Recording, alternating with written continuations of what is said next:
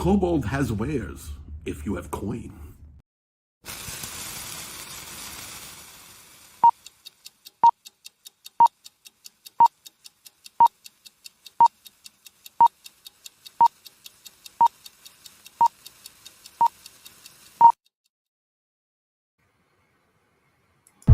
Hey, nerds. Yeet.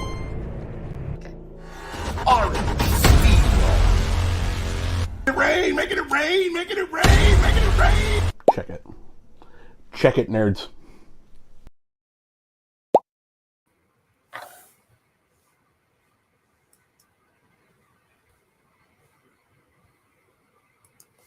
Hey, nerds. Yeet. We are here on the penultimate show of this season. We have a very, very special guest today. We're going to get to in a few minutes. Let's talk about the end of ZineQuest. We are in the final week. There are still new projects being added, which is fun. We have a couple to do. So let's just jump in right away and let's do the numbers. What do we got? Well, it looks like we backed 5 new projects this week. We're going to talk about at least one of them. That's bringing us to a total of 73 total projects. The USA is pulling away by 1. Our new spend this week was $120. It's bringing us to $13.36. It's around $18 per project, which is keeping us pretty much in line where we've been for the last 2 years. Nothing too saucy, nothing too crazy. But you get a little melancholy here at the end as ZineQuest starts coming to a close. Start thinking about all of those zines that we're going to be getting in the mail. It gets a little pitter patter, little pitter patter. But let's talk about a couple of projects that we are interested in. The first one is this one, Face Psalm, third-party stuff for Forbidden Psalm. Forbidden Psalm is a miniatures game based on Morkborg. And this just looks great. And you get it digitally. It has paper minis and all kinds of stuff. A really interesting use of the zine format.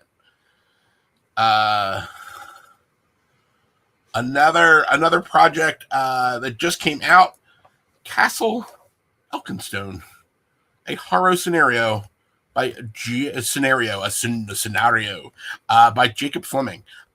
This is designed for advanced dungeon goons, but this is also the guys that brought us Tower of the Silver Axe, which is one of our favorite projects in ZineQuest. So even though it's a horror, it's a little off our beaten path. It looks great.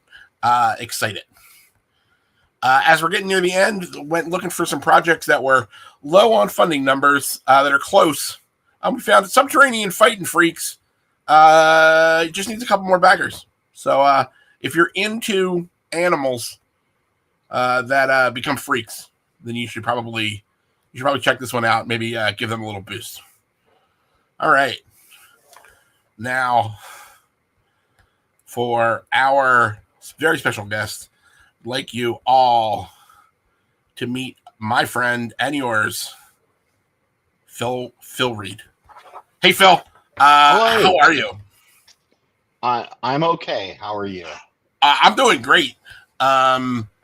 Before we get into this, I mean, people, if the people at home are doing the ZineQuest and they do not know your name, I think that's insane. Because the likelihood of them having bought one of your products is pretty high. Do you even have any idea how many Kickstarters you've done? It's over 80 on my personal account, I know. And it is over 80 is correct. That is wait, we just breaking news here. We just got some very important news. Excuse me, Phil. It says from the home office. It looks like Phil has backed more Kickstarters than you. He's probably run more projects than you have backed, because he has backed 1,654 projects. That's twice what me and the Fat Wizard have done, and we're considered excessive. I'm sorry. No, I think it's amazing. I'm so excited. That's why I was like, hey, I was super honored when you said that you would come on and talk to us. So many of your projects are these bite-sized little nuggets of zenedom that are so tasty. Can you tell the people a little bit about how you got started with doing all of these Kickstarters? The very first Kickstarter campaign I worked on, from a creator standpoint, was for Steve Jackson Games for the Ogre Designers Edition back in 2012.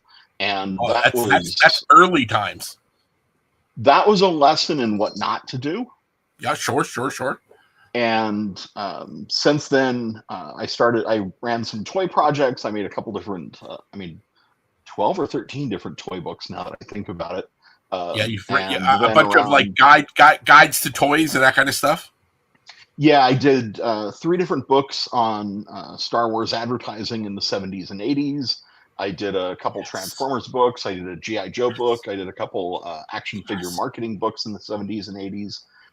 I did a 176-page book about action figure carrying cases, which is a very niche thing to tackle. That is my niche, bro. Super fun. My niche. And in one of my storage units now, I have 10 giant boxes, each one filled with action figure carrying cases, because 99% of the photos in the book are ones that I shot of cases that I own. Amazing. And then a couple friends provided a few other photos for me for really obscure cases that I couldn't find.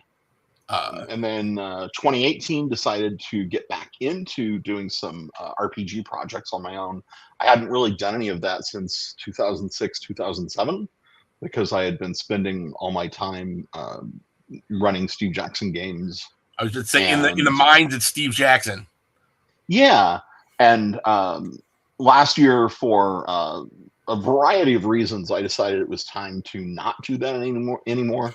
And as the year went on, I just decided to have more fun with it. Last year, I ran 25 Kickstarter campaigns. 25 campaigns. That's 2 a month plus an extra bonus. And I can't remember this year, but I'm like 5 or something so far. I've seen it. I've seen a couple. I mean, not at the breakneck speed of last year. I saw that you did one for Shadow Dark, and I know that you have done some like board stuff, and for other OSR typey stuff. Yeah, the first project of the year was actually for Dungeon Crawl Classics. ECC. Joe Goodman contacted me a few months ago and said he was going to have a seminar, and we discussed it. He wanted me to just talk about Kickstarter and show people how to build a campaign. So what we decided was I would launch a project on the first day of the seminar. The second day, I would kind of show some of the back end stuff, and then on the third day, I would close the campaign. So that's what we literally only you have done so many Kickstarters that you're just like, I will just make one as an example for this, how to run your own indie RPG company. It was very fun. Yeah, I had a blast. And sorry, I've been dealing with some medical things, and I've got some speech issues and things like that. So I'm sorry in advance. I should have said something. Oh, that's okay, bro. You do you. Yeah. But as part of that, as I'm dealing with the neurologists and cardiologists and the whole nightmare, I've switched my focus from campaigns that I manufacture and ship to digital campaigns where I ship people codes for Drive-Thru RPG. Yes. And that's taken a lot of stress off me. The numbers are down because, most people want something shipped to them. but it still gives me a chance to create things and have a good time without getting overly stressed out. And once we can figure out exactly what's happening and get my brain back under control, then I'm really dying to get back into making strange things, because I miss making maps and records and CDs. I was going to say cassette my tapes. favorite of your projects have been the let us find a medium that has not yet been RPGified. Like, oh, a Sony mini disc. That we'll just make that. That's yeah, no problem. We'll just have that happen. I am in talks now with a manufacturer that handles 8 tracks. Yes. And we're discussing how to pull that off. And I've got all 6 tracks created. The music's done, and I want to make a Shadow Dark 8-track. Love it. So I love it, and that gets to the Shadow Dark BX rules right in the time, circa 78, kind of like. Oh, I love it. Yeah, love it, people. And I finished a new RPG that's designed as a children's board book. So if you're familiar with the books for preschoolers, where it's there's nothing more delicious square than a golden book. Oh, I thought you were going to say than a preschooler. I mean, we are known as the gourmands of the children, but I try to keep that off the Facebooks. But not the. That's funny. I actually have a sample here. Not the golden books though, but the really heavy. Oh, a chunky boy. Yeah. So I designed a 24-page, 6-inch by 6-inch RPG that's going to Kickstarter later this year, and it will be manufactured as a heavy board book. And I used Nate Tremay's Tunnel Goons engine as my core. We were just talking about Tunnel Goons for Castle Elkinstone, which is a advanced Tunnel Goons, which is itself a hack. It's a hack of a hack. It's a hacky hack. Yeah. It's a sacky hack. Tunnel Goons is pretty good for a little 24-page. I'm into it. Oh yeah.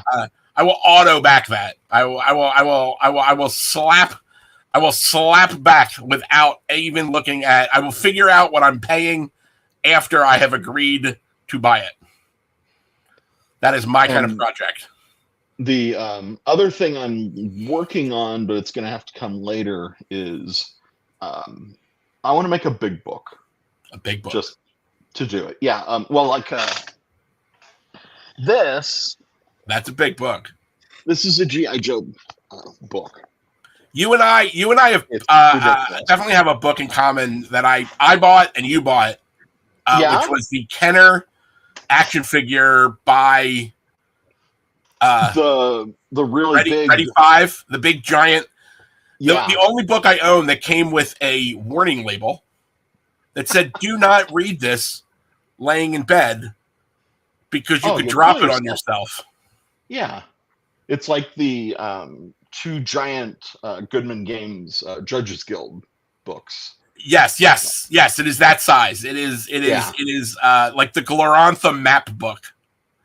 Yeah, and this G.I. Joe book is actually bigger than those, and it's over 500 pages. When it arrived, I couldn't figure out, like, well, I don't remember ordering something this big, and I open it up, and it's like, oh, the G.I. Joe book's over 15 pounds. I didn't realize. You should just make a book and just put a picture of every project that you've backed, because that would be a nearly 2,000-page book. One of the things I've discussed with the Kickstarter team was taking a month and running 1 campaign a day, 24-hour projects. Oh, I want to do that. Yeah, we've been thinking through the logistics of how to make that happen, and I really, really want to run a 1-hour campaign, but the technical limitations of the site don't let you go below 24 hours. 24 hours is the technical. We just need somehow to slow down time. Well, we think we've figured out a workaround that works in the existing Kickstarter tools and requires no more programming because now they have reward levels that you can set time frames on. Oh, so you have a campaign, and then you have a level that's just we got 1 hour, and then there is no other way to back this. 1 hour. And we were talking about making it a 60-day campaign that you cannot back until the last hour. But you can talk about it. You can get notifications.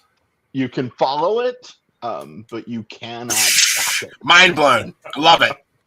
That is thinking outside of the page. The Kickstarter team has been really supportive and encouraging of finding weird ways to use their tools. We had Nicole on. They get excited. We had Nicole on last Thursday, and they talked about the fact that the only person who backs more Kickstarters than moi is you.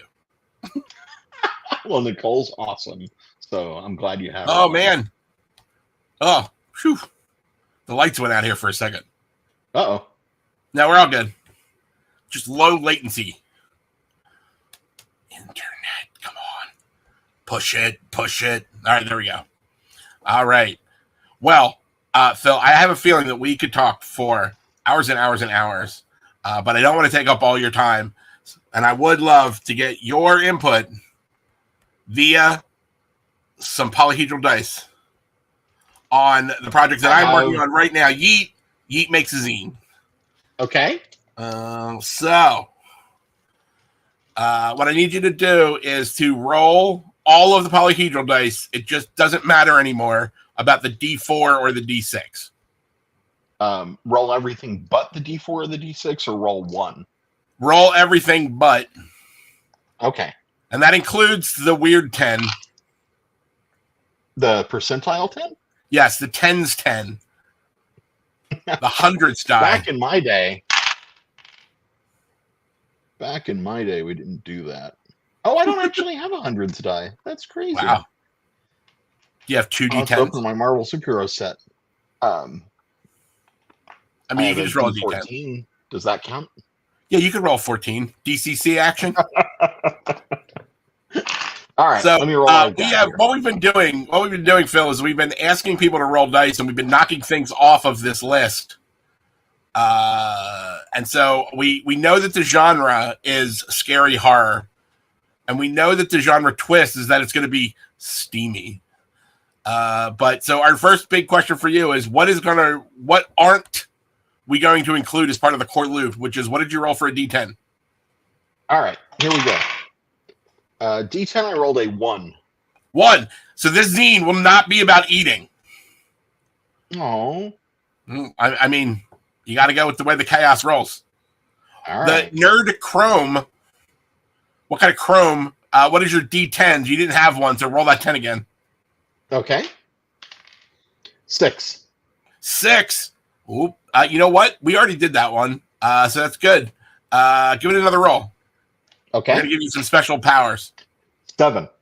7. It is not going to be multiversal. Okay. Everybody's tired with the multiverse at this point. All right. So the core loop is not going to be about eating. It is not going to be a multiversal game. We need a D12. We have. You know what? I'm not even going to have you roll. I'm going to give you 2 options, and you, Phil Reed, the form factor guy, are going to get to choose which form factor this zine's going to be in. The ones we have left are a 1-page, but it's folded up to be 8 pages, or business cards folded to be tiny little books. Oh, business cards, absolutely. Yes. Yeah, if you've found some place to make booklets that size, that's awesome. I mean, I'm going to have to use some cobalt hands, I think. We're only going to be making like 100 of these, so it's not going to be too bad. Okay. As of right now, we have like 50 backers. So, all right. The last one here is this game will not at all be inspired by the life or works of a cool person with very cool initials. Okay. Roll a D20. I rolled a 2. 2. It will not be about actor B.D. Wong. That's unfortunate. And no, Everybody does love some BD Wong. That's why he was on the list.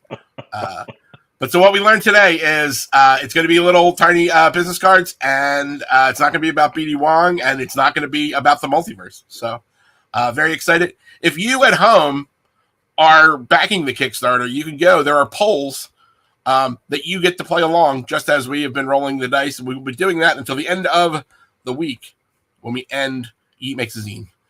And next Thursday... You have the gamers pole dancing with your poles then, or how does it work? I mean, pole dancing is a fantastic idea. It is steamy, so there might be some pole dancers. We will see in our steamy, scary horror business card size, tiny book game. We still have some things that we have to figure out before we make the game. But the polls are live on the Kickstarter. Check it out. And Phil, thanks again so much for letting me interview you and for talking about all your cool projects. And thank you for making such cool stuff. Thank you. All right. Nerds, this Thursday, 5:30 Eastern, the final episode of Yeet vs. ZineQuest 6, the Yeeties. Yeet out.